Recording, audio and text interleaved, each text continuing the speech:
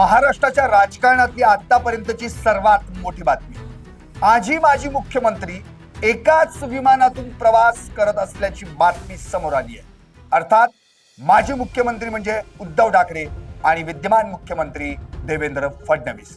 कट्टर राजकीय वैरी मानले जाणारे आणि एकमेकांवर सातत्यानं राजकीय चिखलफेक करणारे राज्याचे विद्यमान मुख्यमंत्री देवेंद्र फडणवीस आणि उद्धव ठाकरे यांनी मुंबईहून नागपूरला जाणाऱ्या एकाच प्रवासी विमानातून प्रवास केल्याचं समोर आलं. हे दोन्ही दिग्गज नेते विमानानं मुंबईहून नागपूरकडे रवाना झाले आणि योगायोगानं दोघांची आसनं देखील एकाच रांगेत. ही संपूर्ण घटना घडली तेव्हा विमानात नेमकं काय घडलं याची माहिती आता हळूहळू बाहेर येते. मुख्यमंत्री देवेंद्र फडणवीस आणि उद्धव ठाकरे हे दोघेही एकाच विमानात अगदी जवळच्या आसनांवर आल्यानंतर राजकीय वर्तुळात कुजबूज तर होणारच.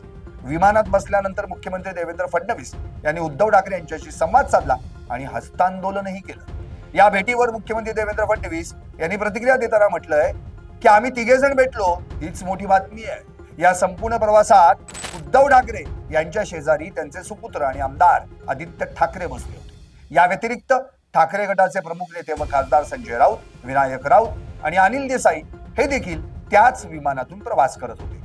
मुख्यमंत्री देवेंद्र फडणवीस आणि खासदार संजय राऊत यांच्यातही प्रवासादरम्यान काही वेळ चर्चा झाल्याचं सांगण्यात येत आहे.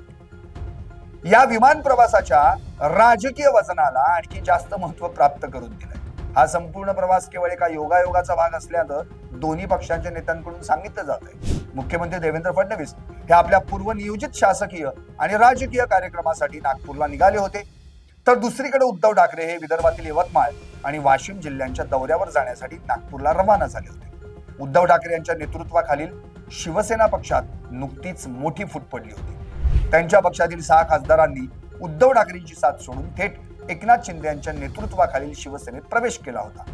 या मोठ्या राजकीय बंडानंतर उद्धव ठाकरे अत्यंत आक्रमक झाले आणि त्यांनी स्वतः रस्त्यावर उतरून कार्यकर्त्यांशी आणि पदाधिकाऱ्यांशी संवाद साधण्याचा निर्णय घेतला.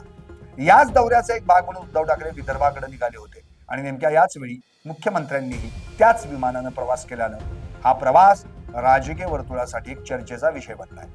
राजकीय विश्लेषकांच्या मते 2019 मधील विधानसभा निवडणुकीच्या निकालानंतर शिवसेना आणि भाजप यांच्यातली युती तुटली आणि त्यानंतर उद्धव ठाकरे यांनी भाजप विरोधात अत्यंत आक्रमक भूमिका घेतली. दोन्ही पक्षांचे मार्ग पूर्णपणे वेगळे झाले आणि उद्धव ठाकरे यांनी महाविकास आघाडीची स्थापना करून काँग्रेस आणि राष्ट्रवादी काँग्रेस सोबत सत्ता स्थापन केली.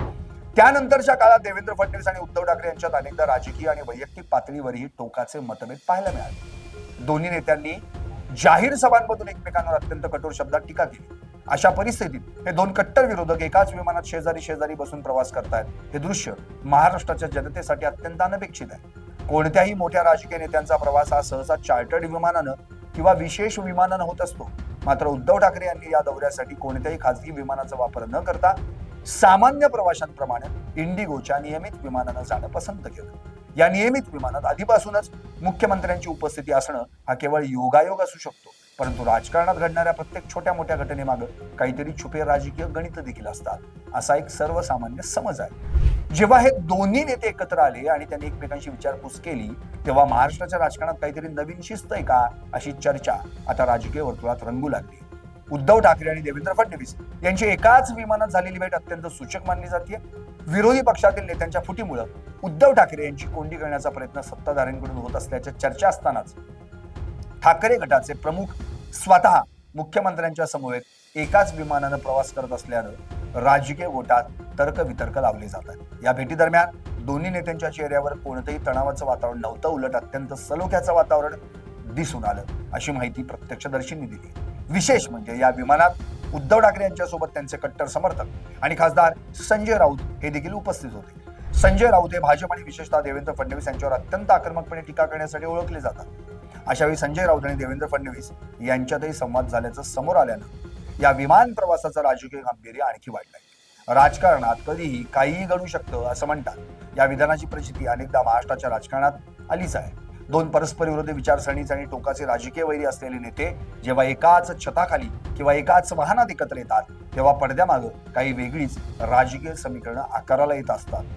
आता सामान्य जनतेच्या मनात ही शंका येणं स्वाभाविक आहे. या प्रवासाची बातमी वाऱ्यासारखी संपूर्ण महाराष्ट्रात पसरली आणि सोशल मीडियाच्या माध्यमातून लोकांनी त्यावर भरभरून प्रतिक्रिया देण्यास सुरुवात केली. सोशल मीडियावर या भेटीवरून अनेक मीम्स आणि चर्चांचा पूर आलाय. काहींनी याला केवळ एक राजकीय नौटंकी म्हटले, तर काहींनी असं सांगितलंय की राजकीय नेते कॅमेऱ्यासमोर किती भांडत असले तरी पडद्यामागं सर्वजण एकमेकांशी चांगले संबंध ठेवून असतात आणि जनतेला मात्र मूर्खात काढतात. दुसरीकडे काही राजकीय निरीक्षकांनी अशी शक्यता वर्तवली आहे, आगामी निवडणुकांच्या पार्श्वभूमीवर कदाचित काही अनपेक्षित राजकीय युती किंवा समझोता होण्याची शक्यता नाकारता येत नाही. राजकारण हे शक्यतांचा खेळ मानलं जातं आणि या एकाच विमान प्रवासानं महाराष्ट्रातील राजकीय वातावरणात एकच खळबळ उडवून दिली. उद्धव ठाकरे यांच्या सोबतचे 6 खासदार वेगळे झाल्यानंतर त्यांच्या पक्षात मोठी फूट पडली होती. त्यामुळे ठाकरे गटाला एक मोठा राजकीय धक्का बसला होता. या धक्क्यातून सावरण्यासाठी आणि तळागाळातील कार्यकर्त्यांमध्ये नवा जोश भरण्यासाठी उद्धव ठाकरे यांनी विदर्भाचा दौरा आखला होता. अशा वेळी जर त्यांना मुख्यमंत्र्यांसोबत प्रवास करण्याची संधी मिळाली तर त्यांनी मुख्यमंत्र्यांसमोर आपल्या पक्षातील फुटीबाबत किंवा राज्यातील राजकीय परिस्थितीबाबत काही चर्चा केली का, हा एक संशोधनाचा विषय बनलाय. सामान्यतः अशा व्हीआयपी नेत्यांच्या प्रवासाच्या वेळा आधीच निश्चित असतात आणि सुरक्षा व्यवस्थेमुळे त्यांच्या हालचालींवर बारीक लक्ष असतं. तरीही 2 विरोधी पक्षांच्या सर्वोच्च नेत्यांचा असा एकत्र प्रवास होणं ही साधी गोष्ट नाही. देवेंद्र फडणवीस यांनी स्वतः पुढाकार घेत उद्धव ठाकरे यांच्याशी संवाद साधला. यावरून असं दिसून येतं की राजकारणात वैयक्तिक द्वेष कायमस्वरूपी नसतो. दोन्ही नेत्यांनी महाराष्ट्राचे मुख्यमंत्री म्हणून काम केलंय. राज्याच्या राजकारणात त्यांना प्रदीर्घ अनुभव आहे. महाराष्ट्राच्या संस्कृतीत राजकीय मतभेद असले तरी वैयक्तिक संबंध जपण्याची एक मोठी परंपरा राहिली आहे. मात्र सध्याच्या ध्रुवीकरणाच्या राजकारणात ही परंपरा मागं पडल्याचं दिसून येत होतं. अशा वेळी या 2 नेत्यांनी विमानात दाखवलेलं सलोख्याचं वर्तन महाराष्ट्राच्या राजकीय संस्कृतीला एक वेगळा संदेश देणारं ठरू शकतं. राजकारणात कधीही कायमचा मित्र किंवा कायमचा शत्रू नसतो. काळ आणि परिस्थितीनुसार राजकीय समीकरणं बदलत असतात. नेतेही त्यानुसार आपली भूमिका बदलत असतात. देवेंद्र फडणवीस आणि उद्धव ठाकरे यांच्या एकत्र विमान प्रवासानं महाराष्ट्राच्या राजकारणात एक नवीन अनुभूती दिली आहे, ज्याचे पडसाद आगामी काळात होणाऱ्या विविध राजकीय घडामोडींमध्ये उमटताना दिसू शकतात.